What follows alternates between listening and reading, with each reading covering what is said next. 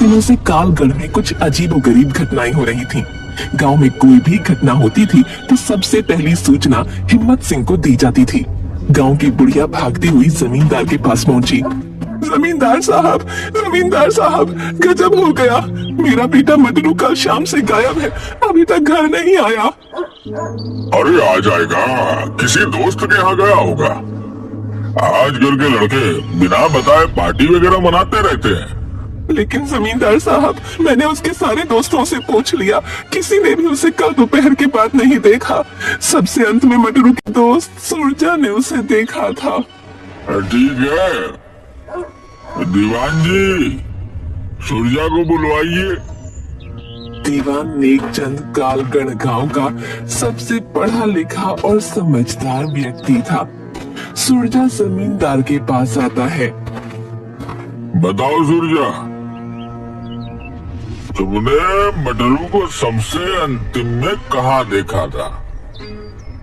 जमींदार साहब, कल मटरू मुझे शाम 5 बजे शमशान के बगल में गन्ने की खेत की ओर जाते हुए मिला था। उस तरफ तो कोई जाता नहीं। अब वहाँ जाने के लिए तो मैंने पूरे गांव को मना कर रखा है। जी जमींदार साहब, मैंने उसे याद भी दिलाया कि उधर जाना मना है, लेकिन मैं बोल रहा था कि उसका कुत्ता मोती इधर ही भागता आया है और फिर वह गन्ने के खेत में चला गया। ठीक है, दोपहर में हम लोग गन्ने के खेत में जाकर मटरू की खोज करेंगे। दोपहर में गांव के सारे लोग मिलकर शमशान के बगल वाले गन्ने के खेत में मटरू को खोजते हैं, लेकिन ना तो मटरू और ना ही उसका कुत्ता मोती कहीं दिखाई देता है। शाम ढलने से पहले वहाँ से जमींदार सभी लोगों को निकल जाने के लिए बोलता है, क्योंकि कालगढ़ के लोगों का मानना था कि शाम ढलने के बाद उस गन्ने के खेत में भूत प्रेत का वास होता है। अभी तक कालगढ़ के करीब 28 लोग उस गन्ने के खेत में लापता हो चुके थे। कई बार इस गन्ने के खेत को काटा भी गया, लेकिन अगली सुबह फिर उसमें गन्ने का खेत पाया जाता। भय से गांव का कोई आदमी शाम के वक्त उधर से नहीं गुजरता। अब क्या होगा मालिक, मेरा मटरू के सिवाय इस दुनिया में कोई नहीं है।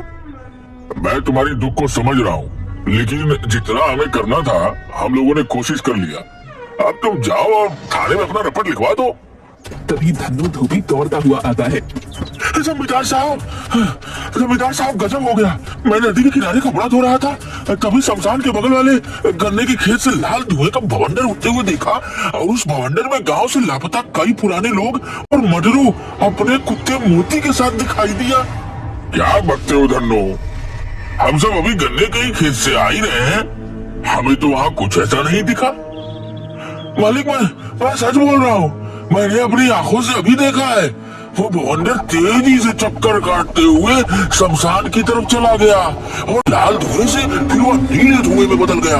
तभी वहाँ इंस्पेक्टर टोने भी आ जाता है। आइए इंस्पेक्टर साहब, हम आप ही को बुलाने वाले थे। आपके गांव में घट रही घटना के बारे में तो मालूम ही होगा।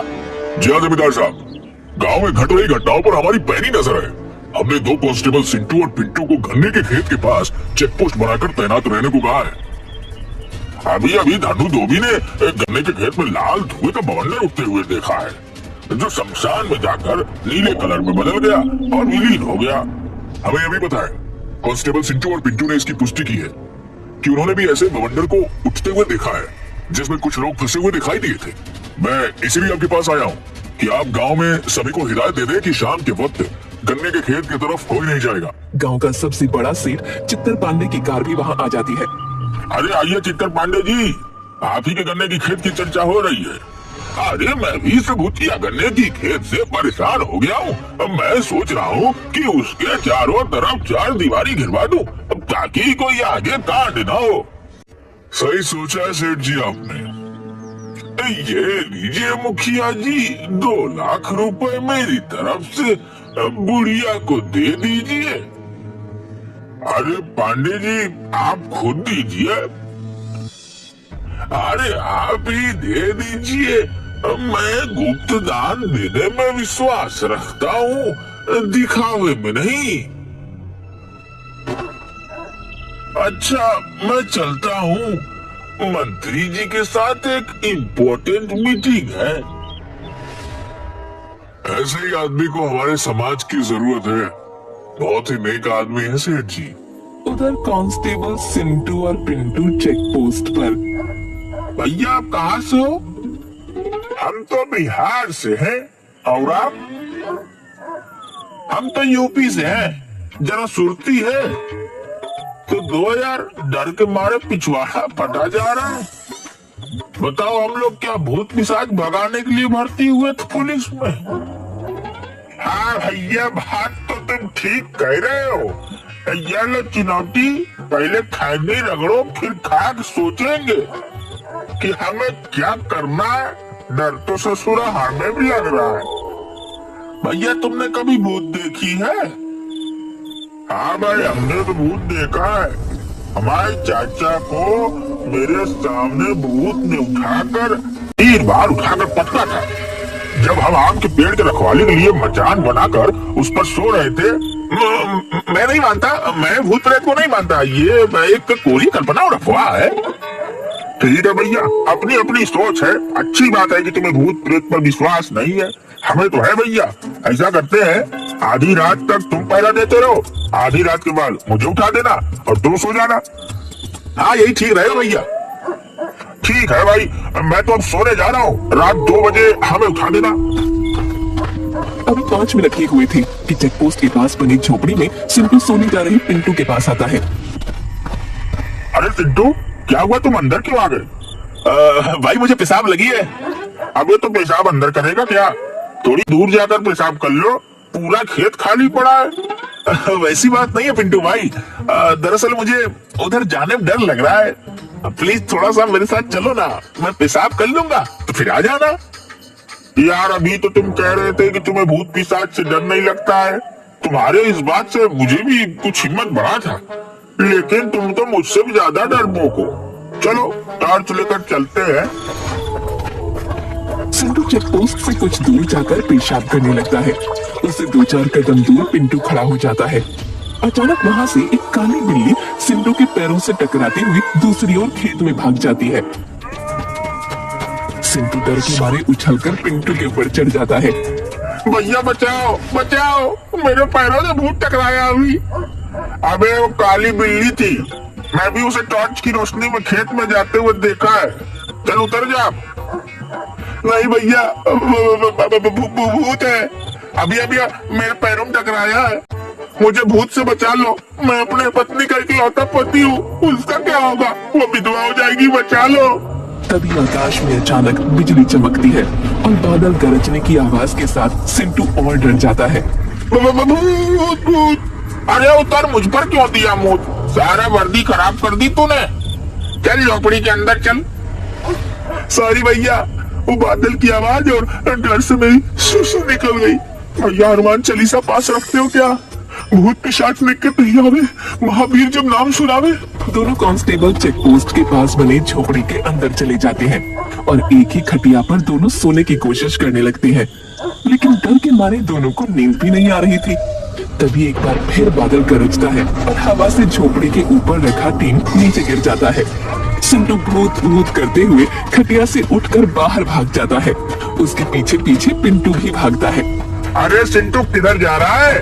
रुक रुक जा मेरे भाई, तुम भी जल्दी भागो वहाँ से। भूत है वहाँ, भूत। मैं जा रहा हूँ थाने में, तुम भी भागो वहाँ से। पर मेरे भाई गांव तो इधर है, उधर तो गन्ने का खेत है, उधर नहीं जाना। प्लीज लौट आओ, मेरी बात मानो, मेरी आवाज सुन रहे हो ना? लेकिन सिंटू डर के मारे पिंटू की एक बात नहीं सुनता और गन्ने के खेत की ओर भाग जाता है। पिंटू थक हार कर थाने लौट आता है और इंस्पेक्टर टोंडी को सारी घटना बताता है। सुबह में सभी लोग कांस्टेबल सिंटू को खोजने गन्ने के खेत में जाते हैं, लेकिन सिंटू का कहीं अता पता नहीं मिलता। इंस्पेक्टर साहब, आपने बोला था कि हमने 2 कांस्टेबल सुरक्षा के लिए गन्ने के खेत के पास लगा दिए, लेकिन अब तो कांस्टेबल भी गायब हो गया। अब क्या किया जाए? जमींदार साहब मेरी बात मानो, अब हमें अवघड़ों की मदद लेनी होगी। तब पता चलेगा कि इस गन्ने के खेत का राज क्या है। पिछले 12 साल में मिलाकर 30 आदमी और पता नहीं कितने जानवर इस गन्ने के खेत में गायब हो चुके हैं। शमशान से एक औघड़ को बुलाया जाता है। वो हड्डी को खोपड़ी में मारकर कुछ सुनने की कोशिश करता है और बताता है, जय महाकाल, मेरी तैया मसान की खोपड़ी बता रहा है। कि आज से करीब 12 साल इस गन्ने के खेत में किसी पुजारी की हत्या करके गाड़ दिया गया था। उसी पुजारी की अतृप्त आत्मा अपनी ओर ध्यान खींचने के लिए ये सब कर रहा है। हमारे गांव में आज तक किसी पुजारी की हत्या तो नहीं हुई है। हाँ, 12 साल पहले हमारे गांव के मुख्य पुजारी मंदिर से भगवान का सोने का सारा गहना मुकुट लेकर भाग जरूर गया था। मूर्ख, वो भागा नहीं था, उसकी हत्या की गई थी। आज भी हत्यारा यही कहीं है। जब तक उसको सजा नहीं मिल जाता तब तक इसी तरह इस गांव के आदमी लापता होते जाएंगे। तो अब हमें क्या करना चाहिए? गांव के सभी लोगों को यहाँ इकट्ठा करो। बीमार, गर्भवती महिला और छोटे बच्चे छोड़कर कोई भी अपने घर के अंदर नहीं होना चाहिए। जमींदार के आदेश पर गांव के सभी लोग वहां पर इकट्ठा हो जाते हैं। महाराज, सभी लोग आ गए हैं? नहीं, अभी भी एक आदमी नहीं आया है। वह बीमार भी नहीं है। सर, सेठ चित्तर पांडे सिर्फ नहीं आए हैं, उन्हें अभी किसी जरूरी मीटिंग में शहर निकलना है। हमारे गांव के सुरक्षा से बड़ा और कोई मीटिंग नहीं हो सकता है। दीवान जी और इंस्पेक्टर साहब, आप दोनों जाकर सेठ चित्तर पांडे को बुला कर लाइए। चित्तर पांडे आने में बहुत आनाकानी करता है, लेकिन इंस्पेक्टर साहब और दीवान जी के दबाव के कारण उसे औघड़ के पास आना ही पड़ता है। आइए पांडे जी, आप मेरे पास बैठिए। हाँ महाराज, अब आप अपना काम शुरू कीजिए। अभी ये तेलिया मसान की खोपड़ी हवा में उड़ते हुए उस आदमी के पास जाएगी और वहां ठहर जाएगी। 5 मिनट उस आदमी को अपना गुनाह कबूल करने का अवसर मिलेगा। उसके बाद तो ये खोपड़ी मेरी भी नहीं सुनेगा। इससे निकलने वाली आग से अपराधी का चेहरा भस्म हो जाएगा।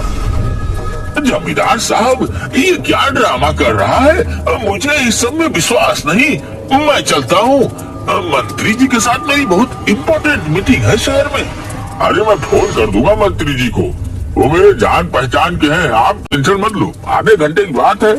तभी अचानक अवधार की खोपड़ी उड़ते हुए सीधा चित्तर पांडे के पास आकर रुक जाती है। औघड़, ये क्या मजाक है? हटाओ इसे यहाँ से। शायद आपने मेरी बातों को गंभीरता से नहीं लिया। आपके पास 3 मिनट बचे हैं गुनाह कबूल करने के लिए, क्योंकि 2 मिनट तो हमारी बात में ही बर्बाद हो गई। हाँ, मैं ही पुजारी की हत्या का अपराधी हूँ। रोको इसे, मैं मरना नहीं चाहता। 12 साल पहले जब मैं मंदिर से सोने और गहने और मुकुट की चोरी करके भाग रहा था, तो पुजारी ने मुझे देख लिया था और मेरे पीछे पीछे इस गन्ने के खेत में पहुँच गया, जहाँ मैं गहने को मिट्टी में छुपा रहा था। मैंने उससे विनती की, लेकिन वो नहीं माना, तो मैंने उसे गला दबाकर मार दिया और वहीं उसकी कब्र खोद दी। कुछ दिन बाद उन सोने के आभूषणों को बेचकर सेठ चित्तर पांडे बन गया। इंस्पेक्टर साहब, देख क्या रहे हैं? इस दुष्ट को हिरासत में लीजिए। कांस्टेबल पिंटू टोने का इशारा मिलते ही तुरंत सेठ चित्तर पांडे को पकड़कर हथकड़ी लगा देता है। तभी गन्ने के खेत में एक बवंडर उठता है और गांव वालों के सामने अघोर की अग्नि में पंडित की श्रापित आत्मा आ जाती है। मेरी आत्मा की तृप्ति इसी पापी की मौत से संभव है, लेकिन किसी कारणवश मैं उस गन्ने के खेत से बाहर नहीं आ पाता था। मुझे माफ कर दो पंडित जी, मुझे अपने किए का पछतावा है। तेरी वजह से मैंने इन बेकसूर गांव वालों को अपनी कैद में रखा हुआ है। तेरी मौत से इनकी मुक्ति संभव है। पुजारी जी, कोई और विकल्प दीजिए। किसी की मौत से आप संतुष्ट कैसे हो सकते हैं? चुप करो तुम सब। मेरी मौत को रहस्य बताकर शानो शौकत की जिंदगी जी रहा है, लेकिन अब नहीं। उसके बाद पुजारी की आत्मा अपने तेज तर्रार नाखूनों से चित्तर पांडे का गला पकड़ उसे हवा में लटका देती है और थोड़ी देर में ही उसको मार डालती है। इसके बाद आत्मा वहां से गायब हो जाती है। मुक्ति, मुक्ति।